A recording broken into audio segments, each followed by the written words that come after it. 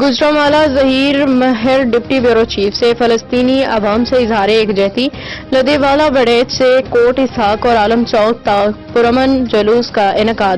لدھیوالہ وڑیچ فلسطینی عوام کے ساتھ اظہار یکجہتی کے لیے لدھیوالہ وڑیچ سے ایک عظیم الشان جلوس نکالا گیا جو کوٹ اسحاق اور عالم چوک تک جاری رہا۔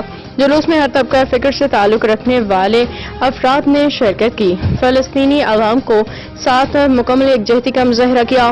شرکاء نے ہاتھوں میں بینر اور پلے کارڈ اٹھا رکھے تھے جن پہ فلسطین سے یکجہتی، ظلم بند کرو اور ہم سب فلسطینی ہیں جیسے نعرے درج تھے۔